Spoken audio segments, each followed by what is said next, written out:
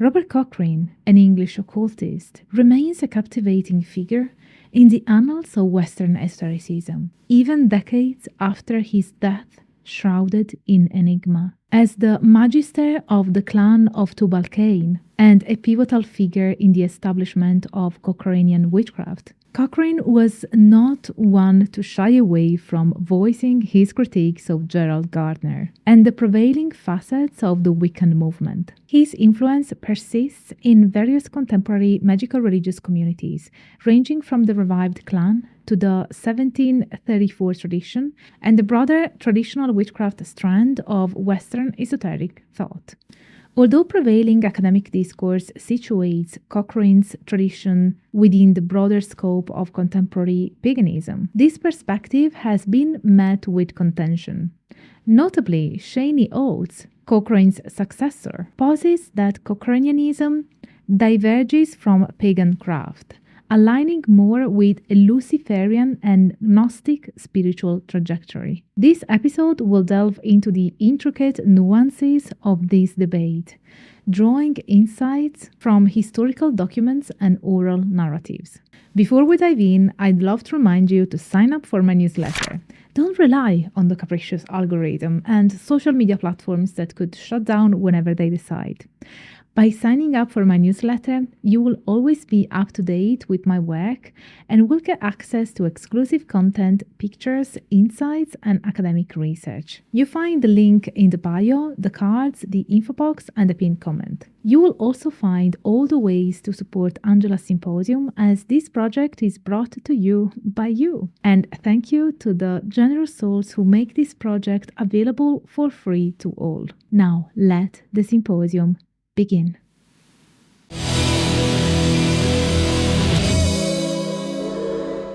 Hello Symposiast, I'm Dr. Angela Puca, Religious Studies PhD, and this is your online resource for the academic study of magic, esotericism, paganism, shamanism, and all things occult. Throughout the 20th century, numerous groups and individuals in Britain and North America began identifying their beliefs and practices as witchcraft. This term historically led to the persecution of many during the early modern period, accused of being agents of the devil.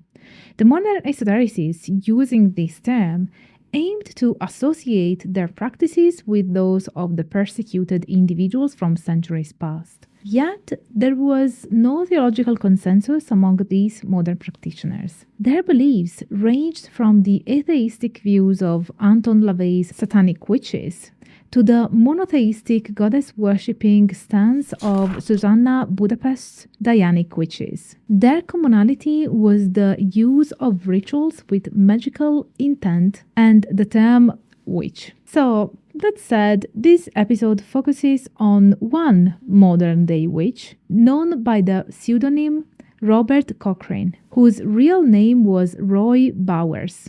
Born in West London in 1931, Cochrane was central to the formation of the Thames Valley Coven of Witches and the larger clan of Tubal Cain. His leadership was influenced by works of Charles Godfrey Leland, Margaret Alice Murray, and poet Robert Graves. Cochrane claimed his practices were part of an ancient hereditary tradition and publicized his views in various esoteric publications.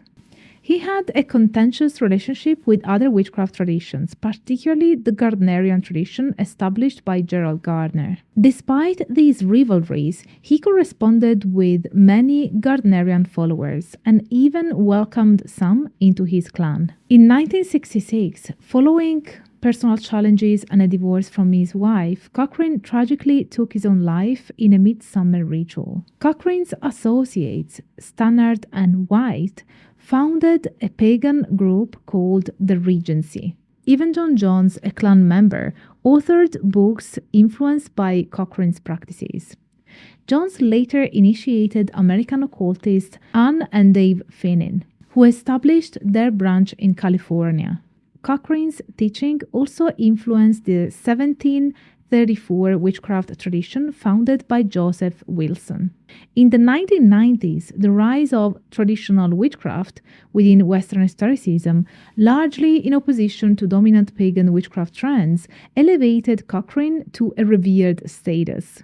Many regard him as the father of traditional witchcraft, noting his unparalleled influence over the last 50 years. Many modern covens and practitioners frequently reference his works as foundational to their practices. Recent times have seen a growth in both academic and independent studies on Cochrane, as well as on his tradition, Cochrane's craft.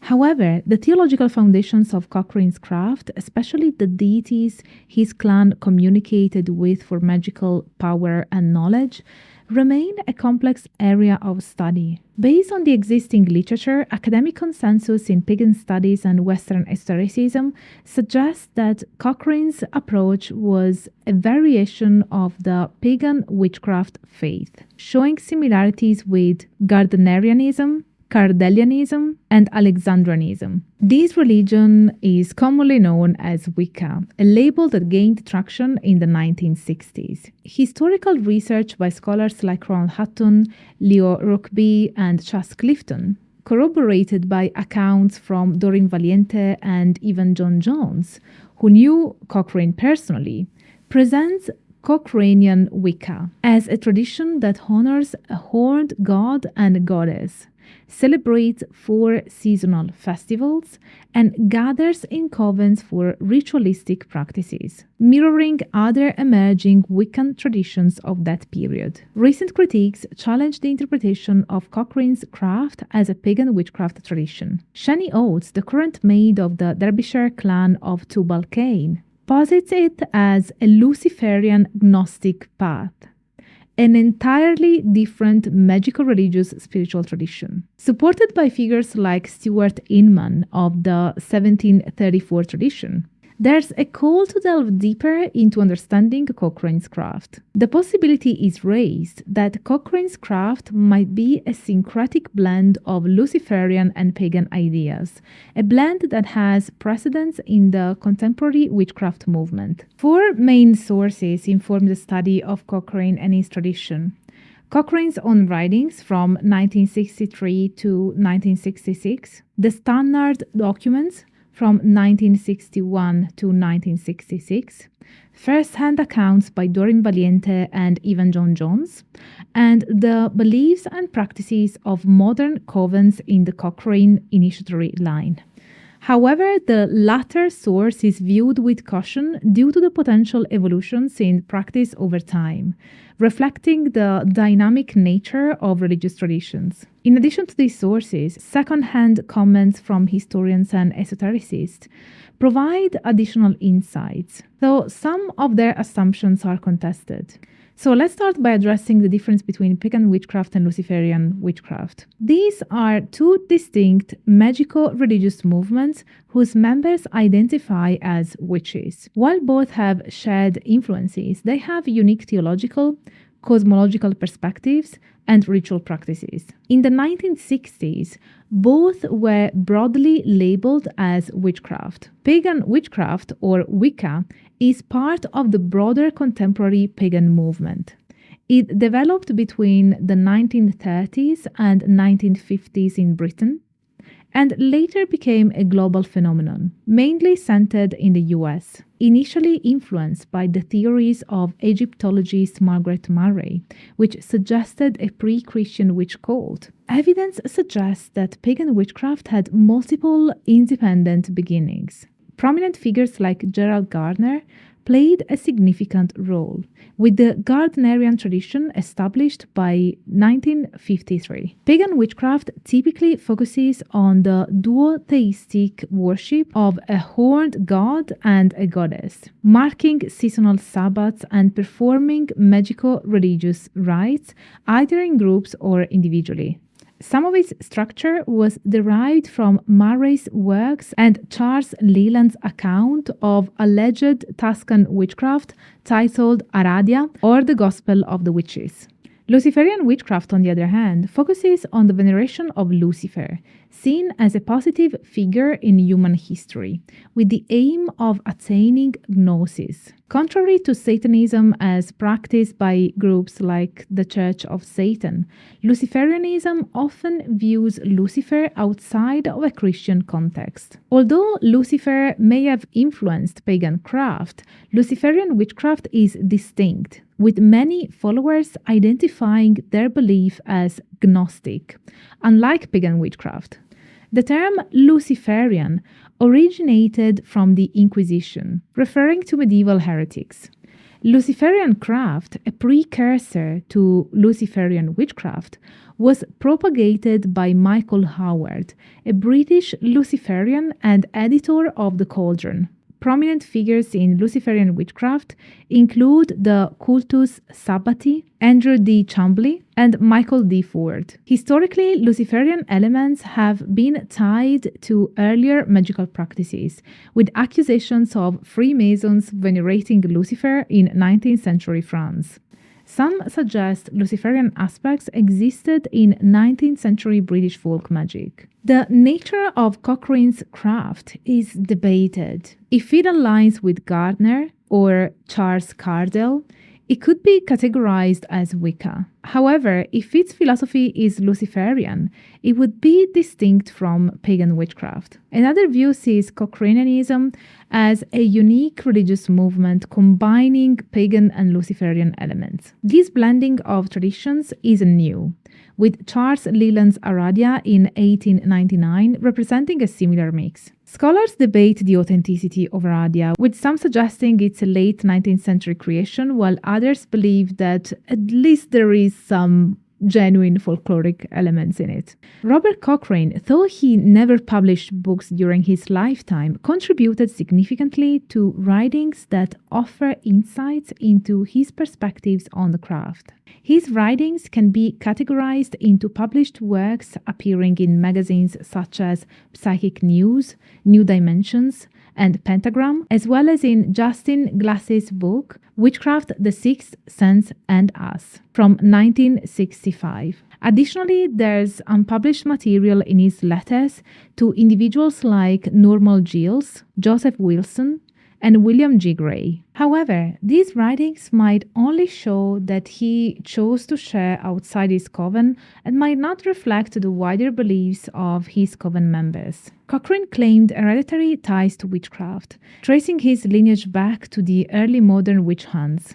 Yet, this claim was later revealed as fictional by his widow. Another intriguing claim was that his father was part of the Horsemen, a group possibly linked to Luciferian ideas. This claim's authenticity remains uncertain, with some family members negating any esoteric practices within their family. Cochrane's theological and cosmological beliefs emerge in his writings, where he speaks of a singular divine entity, which he referred to using various names. He also believed in other deities, which he called the gods. Cochrane's pseudo-historical interpretations are evident in his interpretation of the carvings of the Saint-Dusec Menrin in France, which he believed encapsulated craft theology. Let's now examine the writings of two influential British esotericists, Doreen Valiente and Evan John Jones, who were members of the clan during the 1960s. Valiente, known as the mother of modern witchcraft, began her journey in witchcraft in 1952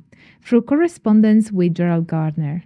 After significant contributions to the Gardnerian tradition, she distanced herself from Gardner in 1957. She later met Robert Cochrane and became deeply interested in his tradition, joining his clan. However, by 1965, due to disagreements, she left the clan. After Cochrane's death, she maintained contact with other clan members, but shifted her focus to other practices. Valiente's book, The Rebirth of Witchcraft, offers an in-depth account of the clan's practices. She describes the clan's rituals and beliefs, highlighting their worship of the goddess and the god, their observance of the Sabbats and Esbats, and Cochrane's particular emphasis on the Old One as the Lord of Death. She presents Cochrane's clan as theologically similar to the Gardnerian craft, with no indications of it being Luciferian. Even John Jones, another former clan member, lived a relatively private life post-Cochrane and authored Witchcraft, a Tradition Renewed in 1990. Valiente wrote the introduction to this book, mentioning that it deals with a more ancient form of witchcraft than Gardnerianism. Jones clarifies that the book isn't about a family tradition, but a combination of his experiences with Cochrane and Valiente, as well as his own ideas. As such, the book is not a pure reflection of Cochrane's original beliefs, but uses them as a foundation. In 1982, Anne and Dave Finnin, an American couple, traveled to England to gather information about Cochrane. They had previously been involved in the craft and founded their own coven, the Revered, in California. In England, they met William Bill Gray, a friend of Cochrane, who introduced them to even John Jones. Jones taught them about the clan's practices and later initiated Anne into the clan, who then initiated Dave. The Finnins believed the Cochranian tradition they learned was pagan, not Luciferian or Gnostic. They also associated the name Lucet from Cochrane's writings with mythological figures from the British Isles medieval mythologies, such as the Irish Lug Samildanach and the Welsh Lu. In the mid-1990s, Jones collaborated with James Howard, a Luciferian and editor of The Cauldron, to publish several articles and anthologies about the clan. Jones later introduced Howard to Shani Oates, who became a prominent figure in the British craft community. Oates claimed that Cochranianism was Luciferian and Gnostic, differentiating it from paganism. Cochrane's theology, as evidenced in his writings, suggests belief in a pantheistic or panentheistic godhead and a path of mysticism. He also acknowledged multiple deities, with a notable triad of the god, goddess, and horn child. However, there's uncertainty regarding the prominence of Lucifer in his theology, and more analysis is needed on certain evidence. The standard documents which cover the theology of Cochrane's early coven emphasize the goddess, Diana, and a lesser focus on the god, sometimes identified as Pan. This structure is comparable to other pagan witch practices of the era, suggesting early Cochranianism might be a subset of Wiccan tradition. Doreen Valiente and Evan John Jones both compared Cochrane's clan to Gardnerian Wicca, emphasizing a belief in the god, goddess, and horn child as aspects of a higher godhead. Jones did not associate Luciferian elements with Cochrane's craft from 1966 to 1998, presenting it as similar to Wiccan traditions. It's unclear if Jones hid Luciferian elements or only began to perceive them as such in the late 1990s. Historically, Luciferian elements in Cochranian witchcraft are traced back to the early 20th century, associated with Shani Oates' clan practices.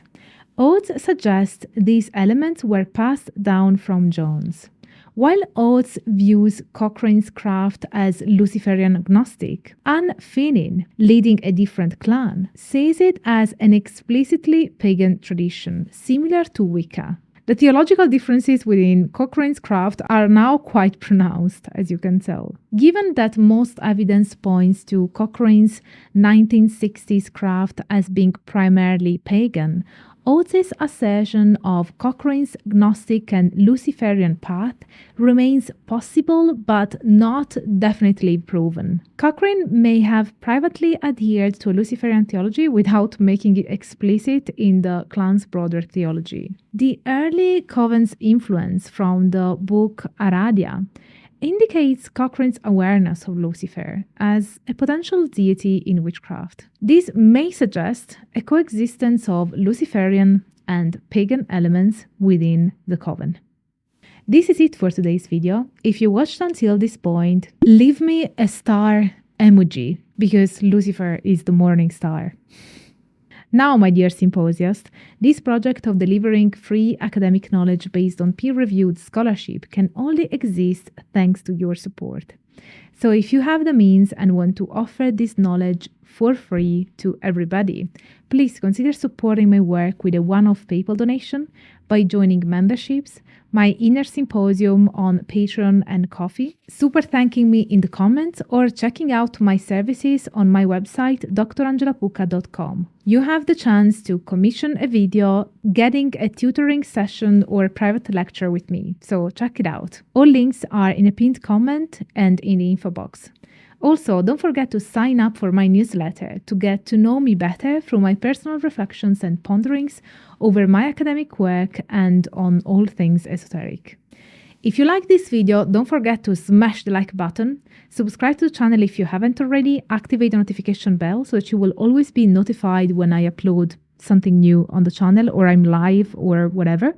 Leave me a comment because I absolutely want to know your thoughts about Cochranian witchcraft and whether it's Luciferian or pagan or just really a mixture of both. And share this video around so that the symposium can grow. Thank you all so much for being here and stay tuned for all the academic fun. Bye for now.